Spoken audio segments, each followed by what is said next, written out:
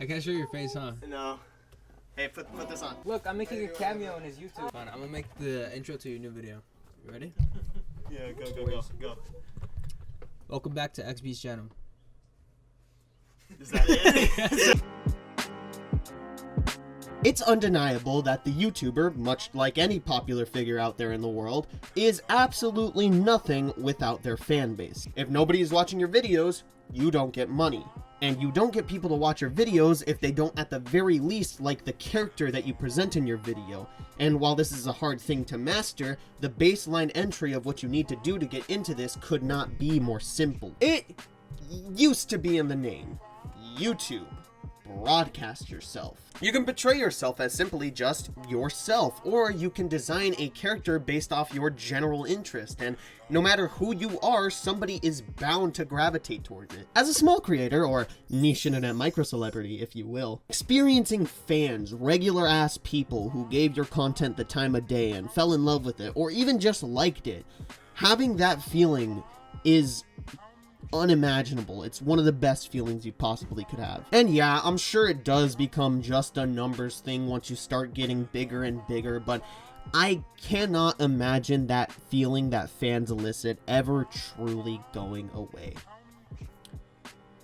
So guess who had to shit in the punch bowl? Twitter, X, whatever you want to call it, bad. I feel like I say some variation of this in every single video, even though that isn't really the case. I'm going to trust that everyone watching is at least semi-aware of the horrors that Twitter entails. You know, everyone hates everything, nobody is allowed to be happy or positive, yada yada. And this constant fight to be the most absolutely morally correct has 100% affected the conversation of YouTubers on there. YouTubers are an easy target. Most of us are genuinely terrible people, or dicks, or people who make content that could be easily shit on, or all three put together. And as of late, I've noticed that the climate of these discussions has been getting significantly worse. Yet again, there's a much broader topic I plan to cover in the far future, but as more and more time surpasses us, the harsher and harsher I see the climate of internet discussion becoming. As discussed last episode with the Snyder bots, fandoms have gotten more crazy and extreme when it comes to defending their all-knowing internet god, but on the other side of the conversation, things aren't too sane either. We have begun cultivating this idea online that someone has to be a bad person in order for them to be criticized or disliked online. Because otherwise you're just nitpicking and biased. No. Wrong. Moron. So now, instead of, I don't really care for LS Mark, I disagree with the majority of his opinions, and his content doesn't really speak to me, it's now, LS Mark is objectively wrong, he purposely shills to the majority, he is a cuck, and he supports gore getting sent to minors. Yes, really. But when you haven't even that string of evidence, you can always press the guaranteed win button of the fan base and how you're either abusing them or making them toxic. Fandoms and the YouTubers' place in how they handle them has begun to become a crux argument for these people. There used to be a clear-cut guideline of how responsible a YouTuber was for their fans, and to be fair, a lot of those guidelines still are intact. As we discussed in the Alpha Males episode, if a content creator is directly leading their likely young fan base down a road of becoming more hateful, then yeah, that's on them 100% and they should be chastised for it. That is a very clear crossing of that line. Other than that, the line between a YouTuber and their fan base feels fragmented and blurry, and I blame this green asshole!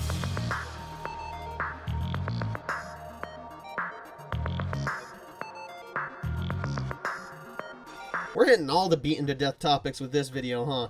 Unfortunately, this is a topic of toxic fandoms, so he had to come up at some point. Dream and his cronies blew up quickly, and they really made content that appealed to that standing side of the internet. Watching Dream SMP content, any of it, you really get a sense that these creators know they have this devout and loyal fan base who absolutely loves them, and they play into that. So why is it that Dream over here caught flack for doing what all of his other friends are doing? Was it simply because he was the biggest? No, it's because he actively weaponized his fan base. You know, the thing that the video was literally named after. I've done my research, and I don't think he ever actively told people to go and harass somebody who made fun of him, but he would do this thing where he would respond to somebody knowing what would happen and then just play the "I've already spoken out against my toxic fandom" card. Oh yeah, dude, you did a great job calling out your toxic fandom one time at the tail end of this twit longer, one time during a several-hour stream, or one time vaguely on your alt account. That totally makes up for the time that you made a second channel video basically enabling these people. Stalker fans must be stopped is something that's been said a lot on YouTube and Twitter over the last year or so, involving a specific type of fan known as a stan. Now, the word stan was originally meant as stalker fan, but it slowly shifted to more meaning super fan than anything else. Oh, no, sir. I'm not pissing in your pool. I'm just balancing the water level. Truth be told, and we'll get more into this later, I don't really care if the YouTuber does not acknowledge their toxic fandom, because being blunt, it's the equivalent of squirting a water gun at a forest fire. The toxic fan is often not toxic because of the thing they are a fan of. Usually, they're already toxic people who just happen to be a fan of something, and those toxic people will never stop being toxic, even when the person they're in love with isn't or actively speaks against it. Again, see the Snyderbots episode. But the thing about Dream is that he would always use these vapid callouts as a shield against criticism whenever people realized that these toxic cunts were attacking someone he was roasting on Twitter. Again, something we'll get into later, but when you see an account actively lying on you or saying things that hurt your image, in my opinion, you're allowed to call them out on it, no matter how big or small. Also, if someone insults you or misrepresents you, and I mean deeply insults you or deeply misrepresents you, in my opinion, again, I think you might be in the clear to call them out on it. But when BallsLover32 says that your tweet is embarrassing, I think that's when you have to be the bigger man and just ignore it. But Dream never ignored it, and he would just keep on responding to people knowing about his hostile as fuck fandom. Oh, and also he would consistently barge into other people's conversations that had nothing to do with him and write these paragraph-long responses about how much more morally sound he was than the others. Classy guy. And he would only pull out this "I don't support my toxic stans" garbage after their damage had already been done. And it's just like, no, you don't get to pretend you didn't know this would happen. I'm just going to express that if you are a person on Twitter and you have 7 followers and you get doxxed on Twitter, the odds of you having something happen to you in your life are so astronomically small that it's not even worth worrying about. It's not even worth it remotely. I mean, everybody that I know that is a creator has had their address leaked, has had their name leaked, has had everything leaked about them. And it's very rare to have things actually happen, even people with millions and millions of haters and millions of fans and millions of things. So I guess this is more of a, hey, you know, don't worry too much, don't stress.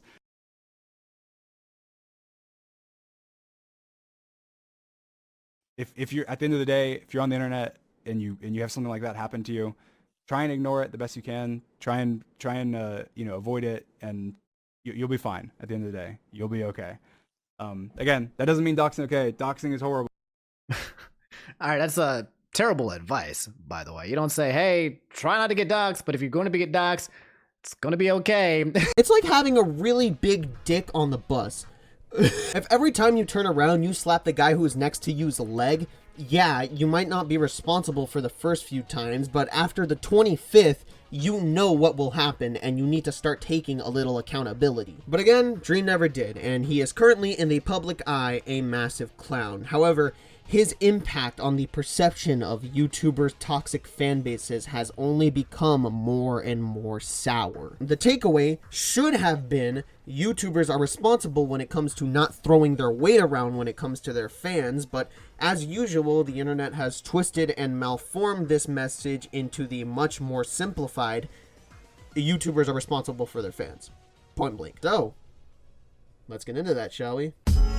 Hey yo, I'm tired as fuck. That's what we should call this joint, Tired in Malibu. So we're gonna split this into two parts, with this part being a lot more cut and dry, to me at least. As I said, usually toxic fans are toxic people first, and then they just happen to become fans of someone. Even in a case like Dreams, I don't think he necessarily made his fan base toxic, but rather catered his content towards an audience that had a large chunk of toxic people. However, I would be very silly to not acknowledge that yes, YouTubers are very capable of making their fans toxic. Things like spamming other people's comment sections or feeding into the parasocial relationship like Dream over there, or the much more extreme example, the alpha males promoting this toxic masculinity to their young fan base, almost coercing them into joining their hive mind. Here is an actual for real, not joking comment I got on my alpha males video. The irony of critiquing the manosphere with all of the same NPC rhetoric that made it a necessary niche.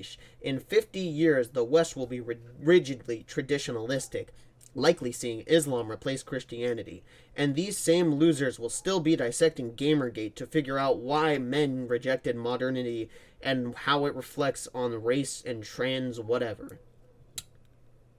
Yeah, this isn't ironic.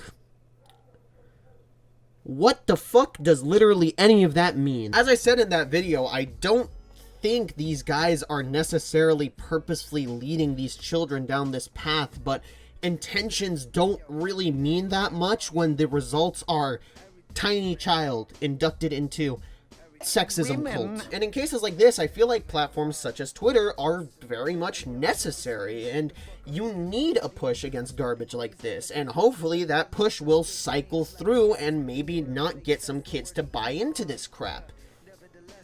But, as usual, Twitter takes it way too far. Like, seriously too far, way too far. A lot of YouTuber fandoms consist of largely underages. Even when the chart says otherwise, we all know that kids lie about their ages on the internet. And we all know because we were all kids. And we all did it.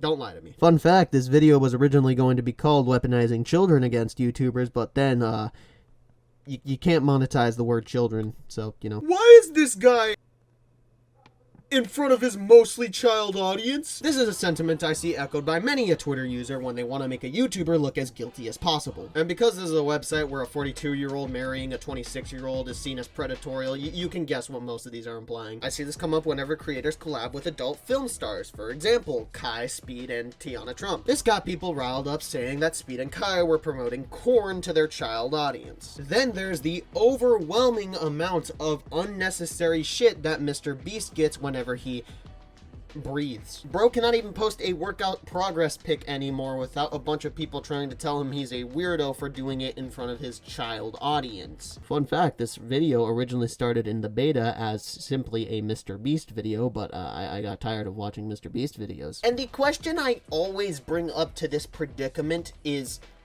why is it their job to take care of these kids that they don't even know? Does Mr. Beast really have to consider his baby audience before doing anything? And while the Speed and Kai thing is a bit more understandable, it's not like they're pulling an Aiden Ross and streaming straight up Cornhub. The stream is not even really that much more graphic or sexual than anything you could find on the homepage for ASMR and hot tub streams on Twitch. And I think a good example of the very worst of this argument would have to be Saberspark. Saberspark gets a lot of shit for being well, kind of weird, but also for being weird in front of his minor fan base. But like, just because Saberspark makes videos on animated movies and shows doesn't mean he's a kid's channel. Would you consider this shit for kids? And if kids are watching his channel, I mean, why is that on him? He didn't sign up to be the caretaker of all these children. He was simply just here to entertain. Man, if only there were people put in charge of children that could monitor what they watch so that they wouldn't end up becoming heathens. Wow, that would be amazing, wouldn't it? And really, this is just kind of one of those arguments that becomes dumber and dumber the more you realize there's no line and it can be applied to literally any scenario. Hey, why did Cosmonaut Variety Hour put a montage of half-naked men in his Marvel video? Isn't his audience mostly teenagers? Hey, why did Critical make a rhino sex joke in his Tumblr video? Batman a rhinoceros with a veiny is pouring out of the rhino's. Isn't his audience mostly teenagers? Why do YouTubers even mention sex at all? Why do they swear? Why do they even exist above a PG rating if their audience is mostly children. You know what it reminds me of? It reminds me of back in the day when parents would get mad at violent video games and how it was turning the kids into monsters when there was a very simple explanation to that problem. Don't buy your kid that damn game! I get it's not the exact same thing because there is no ESRB type rating for YouTubers. What? Again, the whole thing just feels like a power trip, like a game of who can best who when it comes to morality. And I guess to end this segment, I will go ahead and ask a question. Why do you hold YouTubers to this impossibly high standard that you do not hold movies, music, or video games to?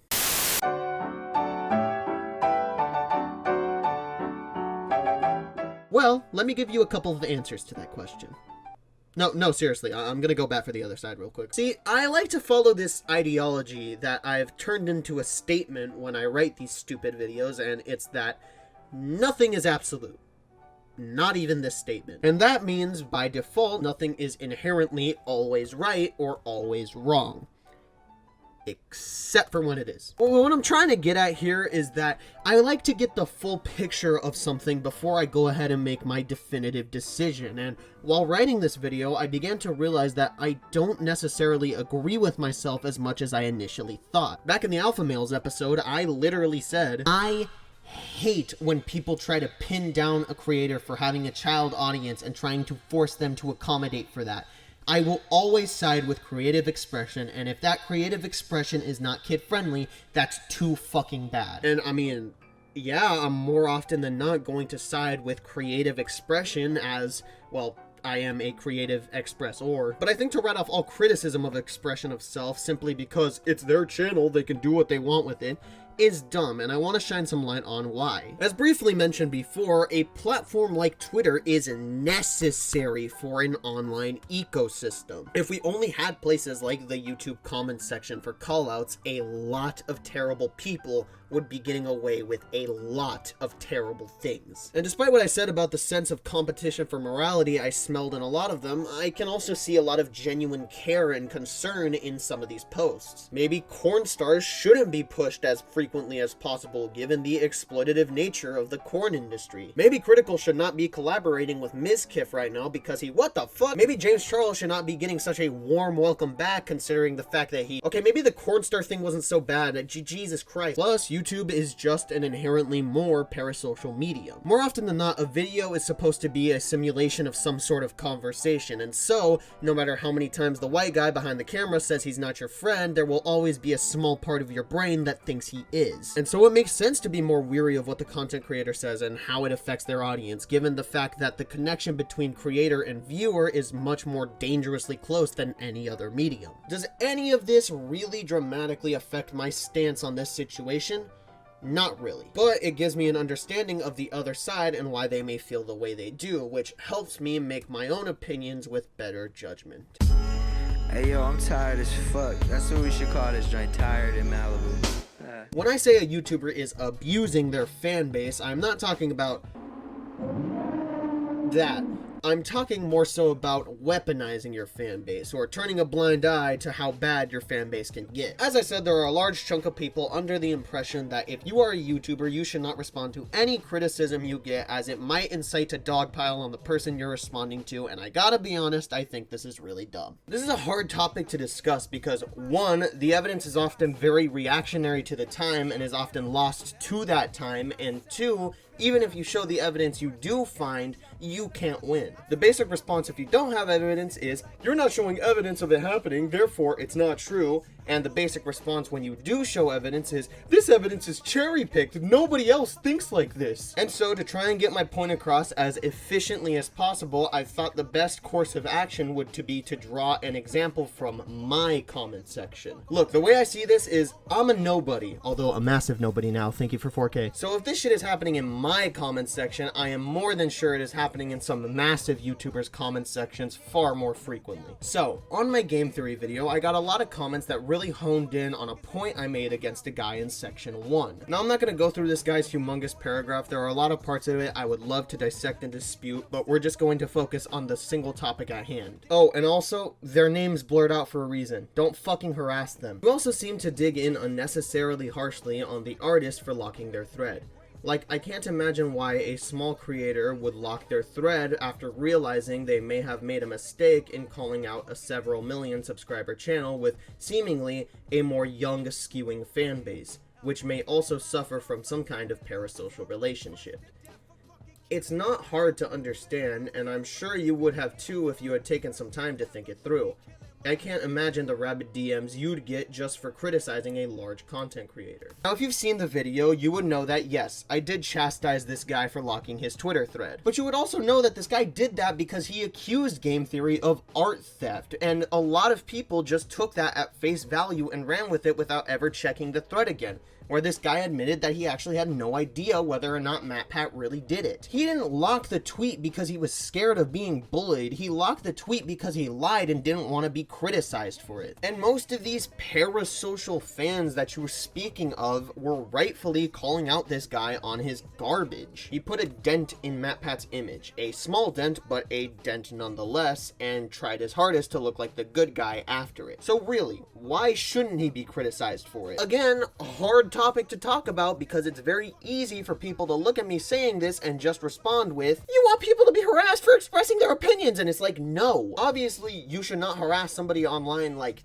ever. That makes you no better than the person you're responding to. But if you spread lies or are a massive dick to somebody and they or someone else happens to see you and calls you out on it, that's on you, no matter how big or small that person is. But again, on the flip side, one of the things you gotta learn as a social media star is to just take it on the chin. Again, if fucking Booger Eater 323 comments, "you suck" on your video, you should not start going crazy on him. There are an alarming amount of creators who would whine to the CEO of YouTube, or put false copyright strikes on other creators, or straight up sue other creators simply because they were making fun of them. And it is quite possibly the most disgraceful thing you can do as a YouTuber, and it's no better or different than calling out somebody with like 10 followers. You just gotta accept that the things that these people say about you are most of the time not personal attacks, and you should not take them as personal attacks. Anyways, I could go on forever, but I looked at the page count of this script, and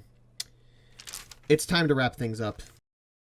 I do not want you to walk away from this video with a clear, definitive answer. I think I've made it very clear that while my stance is not necessarily neutral, I am more than willing to listen and communicate with the other side in this video. And while I do lean more towards one side than the other, I don't necessarily want you to walk away from this video agreeing with me, but rather understanding that these situations are not nearly as black and white as they may initially seem. So the takeaway of this video, all spelled out, would be this. Are YouTubers responsible for their fans? I don't know, but please analyze the situation before you say you do. That's all for this video. Like and subscribe or I'll unleash my army of 4,000 femboys on you. Sorry that this video took so long to come out. I've just started up my next semester of hell again.